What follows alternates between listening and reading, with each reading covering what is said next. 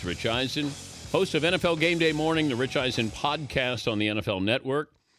His podcast with Jordy Nelson, John Legend, and Willie Geist. RichEisen.NFL.com and on iTunes. How are you, Richie Rich? GP, you and John Legend have something in common. Something in common. Both made out with Chrissy Teigen? Well, I guess you now have two things in common. Oh, okay. Oh, this is awkward.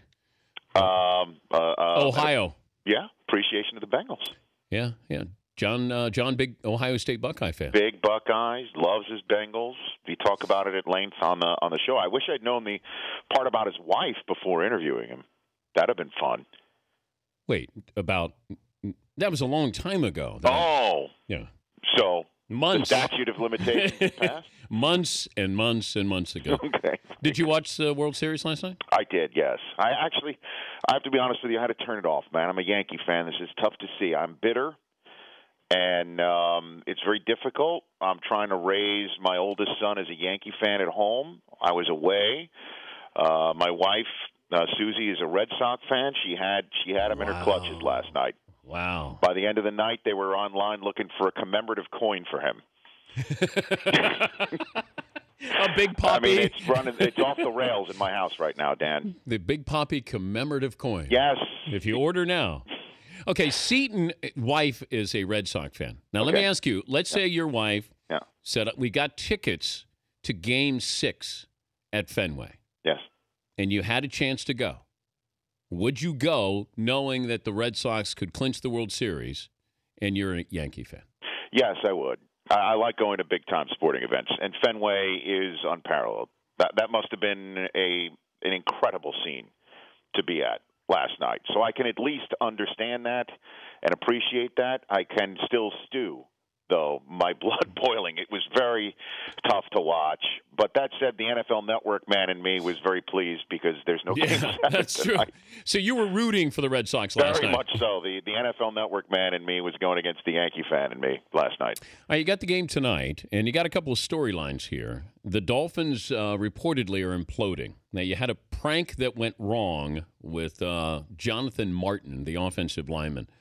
What do you know about this? How big? What's part of the storylines for tonight's I don't pregame? think anybody really knows what is going on with Jonathan Martin, and obviously when mental health is the topic of discussion, the treading lightly, as you will soon find out in your Breaking Bad watching, is the phrase of the day, and you just need to make sure that you're buttoned up on your facts before you talk extensively about it. I don't think anybody really knows what is going on within the walls regards to Jonathan Martin. That I guess a prank in the Glaze is reporting it was a prank in the cafeteria, and his information is as solid as they can get. So that's what I know. And I just know tonight when it comes to a football game, they already have enough problems on their offensive line protecting their quarterback. And here comes Geno Atkins in this defense against an offense that just needs to run the ball and stay committed to it.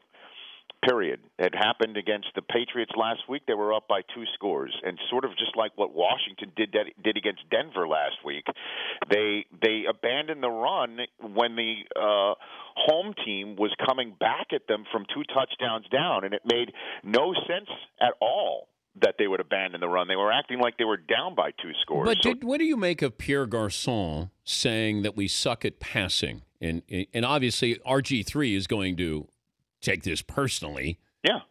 It's not good. But Pierre Garçon has become this quote machine, and it seems like every time he has something to say, it has something directly or indirectly to do with RG3. We see it every year, Dan. When losses mount, the warts and all appear, and if there's any team that needs more wins in a row than Washington, obviously Tampa is another one of them. There's this team that we see tonight, Miami, where already the discussion about the offense and Mike Sherman's offense is cropping up because Marshall Faulk brought it up in the meeting moments ago, and we're going to talk about it tonight. Very rarely does a rookie quarterback come off of campus and have his play caller from campus suddenly be the guy in his ear at the professional level, as Mike Sherman went with him from Texas A&M and brought the offense for him. Yeah. And the rest of the team had to essentially learn an offense that the rookie already knew. And if it's not working out and plays are being called for a rookie that's not performing, it just metastasizes throughout the locker room. And that's maybe what's happening right now. Certainly when you pay a guy like Mike Wallace all that money and he's raising his hand, and you still have to run the ball to win. That's the issue that the Dolphins are dealing with tonight against the Bengals. Rich Eisen from the NFL Network got the Bengals-Dolphins coming up tonight. Kickers have made – do you realize this stat on field goals? More than what is it? Give it to me. I'm unfamiliar with this stat right now.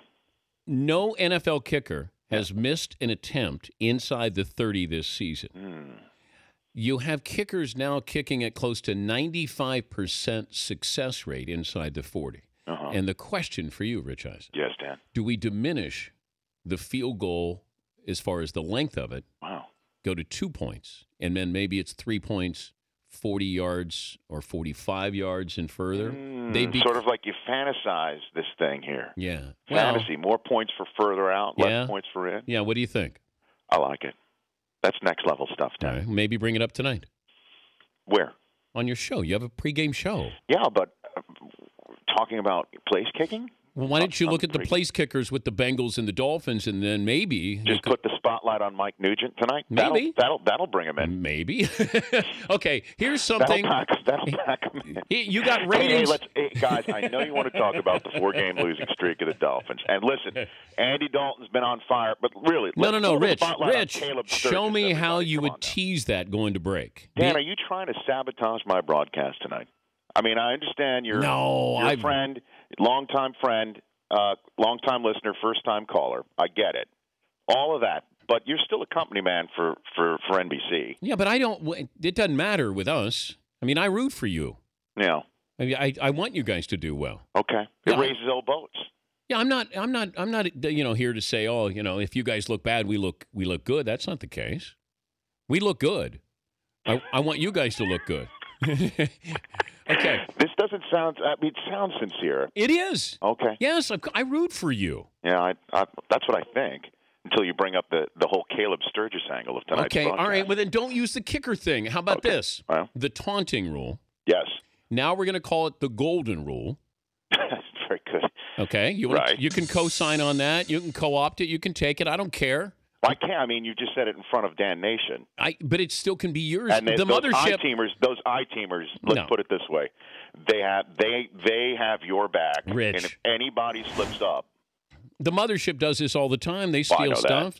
You have my permission. They just steal. The golden rule. Okay, the so golden I should rule. bring up the golden rule that's out there? Now, the problem with the golden rule, Dan, is at some point it turns the referees into like American Idol judges trying to figure out what was taunting and what wasn't.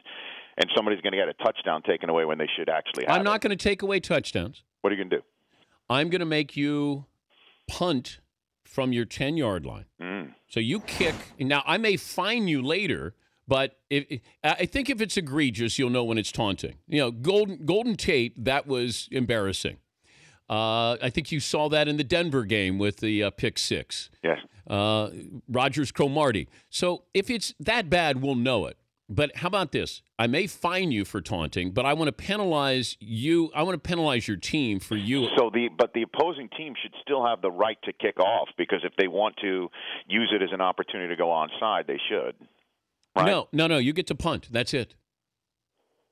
So the you. Okay. So you scored a touchdown. You must now punt from your 10.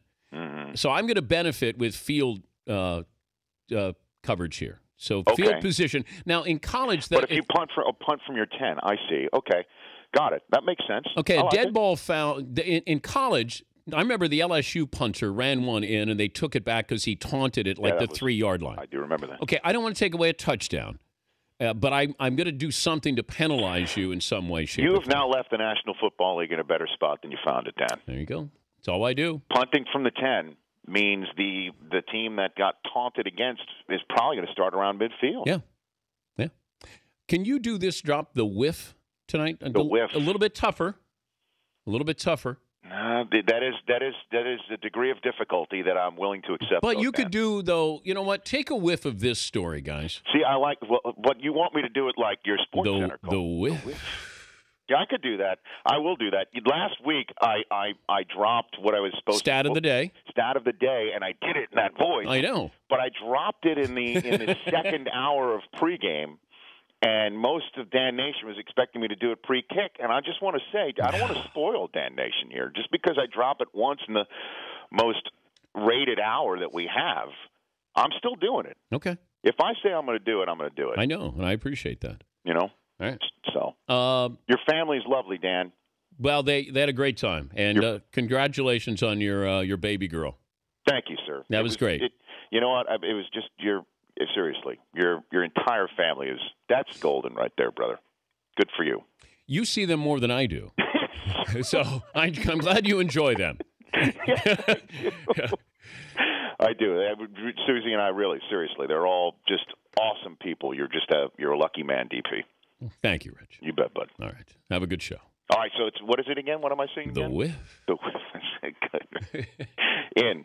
All right. All right, buddy. Rich Eisen, NFL Network. The Dan Patrick Show, weekday mornings on Audience.